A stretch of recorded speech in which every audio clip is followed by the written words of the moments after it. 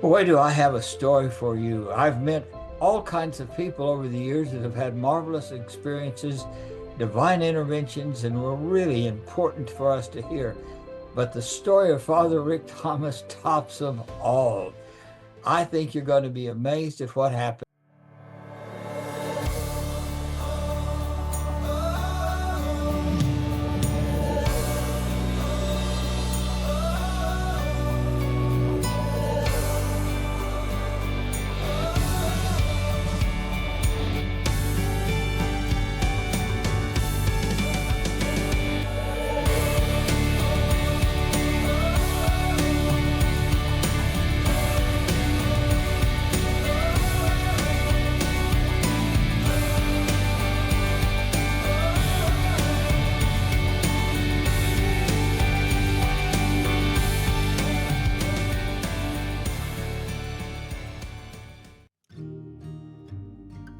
Father Rick Thomas came to El Paso, Texas, to Our Lady's Youth Center, where he began to work with all kinds of poor people, helping with food and clothing and that sort of thing. But he had been touched, even with his scholarly background, which was an undergraduate, graduate degree in seminary, and then a specialty beyond that, which made a person probably one of the best educated clergy around, a Jesuit. He was touched by the idea that he ought to take seriously exactly what the scripture said. And so he, with his friends, began to study these stories with an eye to what literally could he pull out of that. As he was reading the story of the feeding of the 5,000, it struck him that it happened in a community. The multiplication of the fishes and loaves was in a community of people.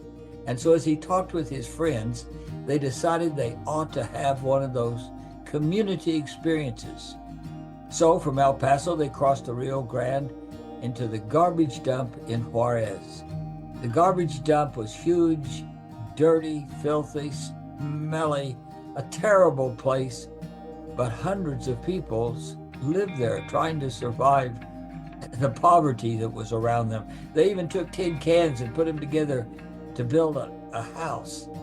Well, Father Rick went in there, set up a table, just a plumb old kitchen table, and began to have a mass, began to minister to these people. So they knew him, they loved him, they deeply appreciated him.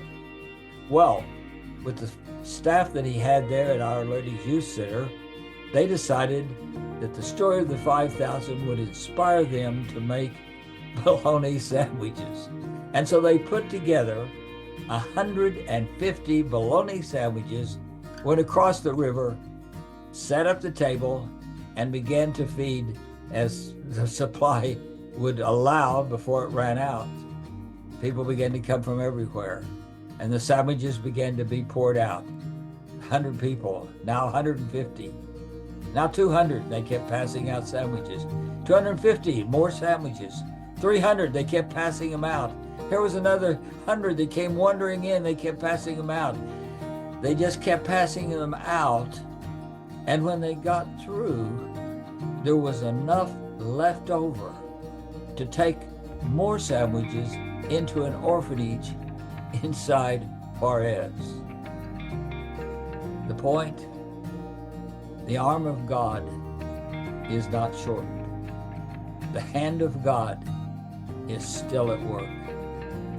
And as you consider this story and possibly your own need, because he will be reaching to you, he always does.